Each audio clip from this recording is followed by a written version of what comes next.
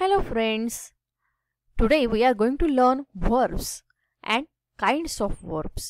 विद्यार्थी मित्रांनो, आज आपण क्रियापदे आणि क्रियापदांचे प्रकार पाहणार आहोत. क्रियापदे हे प्रत्येक वाक्यातील अतिशय महत्त्वाचा असा भाग असतात. त्याच्याशिवाय वाक्याचा अर्थ पूर्ण होत नसतो आणि म्हणून अशा महत्त्वपूर्ण अशा क्रियापदांचा अभ्यास आपण आज करणार आहोत. चॅनलला सबस्क्राइब केलेलं नसेल तर नक्की करा, म्हणजे तुम्हाला सर्व व्हिडिओ बघायला मिळतील आणि नवीन व्हिडिओची नोटिफिकेशन सुद्धा मिळेल. So like, share and subscribe the channel. And let us start. verbs. First we shall see what are the verbs. The word that denotes action and completes the meaning of the sentence is called as a verb. असा शब्द ज्यातून कृती दर्शवली जाते आणि जो शब्द वाक्याचा अर्थ पूर्ण करतो त्या शब्दाला क्रियापद असे म्हणतात. For example, I go, I am going, I have gone. Now we shall see the kinds of verbs. आता आपण क्रियापदांचे प्रकार बघूया.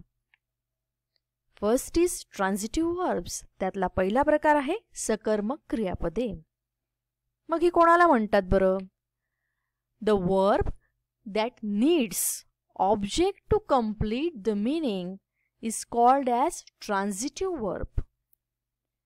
विद्यार्थी मित्रांनो, ज्या क्रियापदाचा अर्थ पूर्ण होण्यास कर्माची गरज असते अशा क्रियापदांना सकर्मक क्रियापदे असे म्हटले जाते. जर कर्म नसेल तर त्याचा अर्थ पूर्ण होऊ शकत नाही.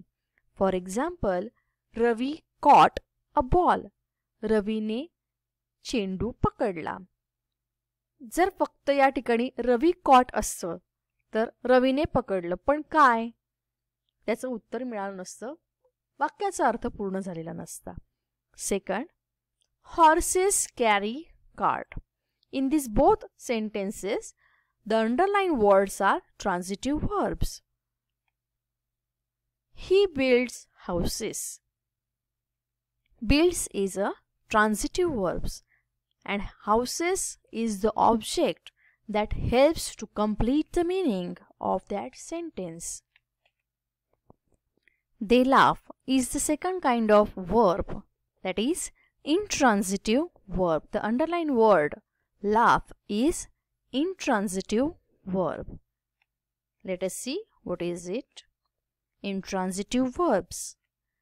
Verbs that don't need object to complete the meaning are intransitive verbs. विद्यार्थी मित्रांनो, ज्या क्रियापदांचा अर्थ पूर्ण होण्यासाठी त्यांना कर्माची गरज नसते अशा क्रियापदांना आपण अकर्मक क्रियापदे असे म्हणतो. For example, I stand. Here stand is intransitive verbs because it doesn't need an object to complete the meaning. आता या ठिकाणी stand हे intransitive verb आहे कारण त्याला कर्माची गरज नाही अर्थपूर्ण होण्यासाठी. Next, they play. Here play is also intransitive verb. So there are no objects in these two sentences. The third kind of verb is regular verbs. Verb form of the verb changes according to the rules. These kinds of verbs are called as regular verbs. आता ज्या क्रियापदांची रूपे ही नियमानुसार बदलतात, मग ती वर्तमान काळात असो, भूतकाळात असो किंवा धातुसाधित रूपात असो, जर ती नियमानुसार बदलत असतील तर त्यांना नियमित क्रियापदे असे म्हटले जातात. For example, play, plays, played, played. Generally यामध्ये क्रियापदाला ईडी प्रत्यय लागत असतो.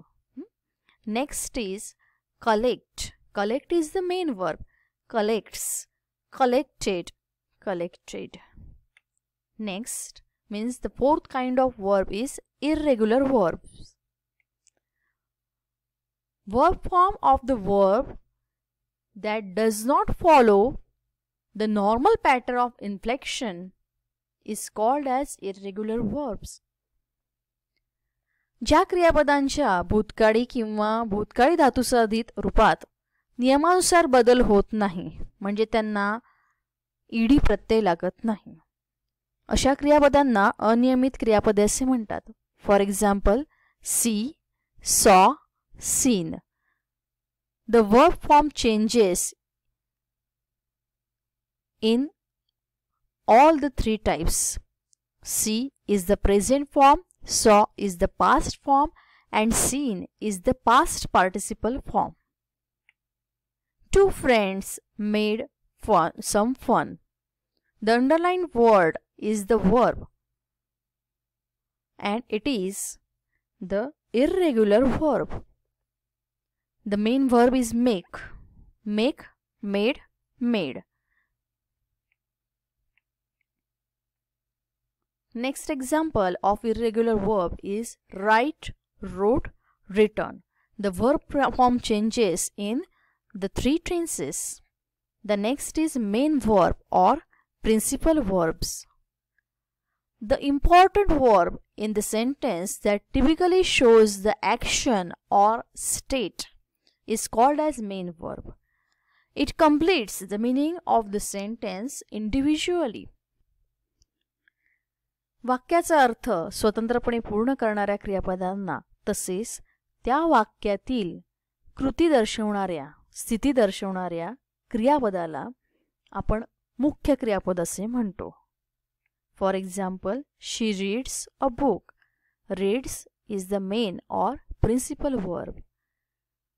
Cows are useful animals. Here, are is used as main or principal verb. She speaks fluently. Speaks is the main verb. The next is auxiliary verbs, ज्याला मराठीत आपण सहाय्यकारी क्रियापदे असे म्हणतो. The verb that helps the main verb to show the tense and complete the meaning of the sentence is auxiliary verb. मुख्य क्रियापदांना अपूर्ण अर्थ पूर्ण करण्यासाठी जी क्रियापदे मदत करतात, ज्या क्रियापदांमुळे वाक्यातील काळ दर्शवला जातो, अशा क्रियापदांना सहाय्यकारी क्रियापदे असे म्हणतात. या क्रियापदांचे दोन प्रकार असतात, primary auxiliary verbs and model auxiliary verbs. For example, she is reading a book. Here is auxiliary verb. He had a car. Had is also an auxiliary verb. She is dancing. In this sentence, the underlined word is an auxiliary verb. He is swimming. The girl was busy in reading. In these two sentences, the underlined words are auxiliary verbs. He will beat them.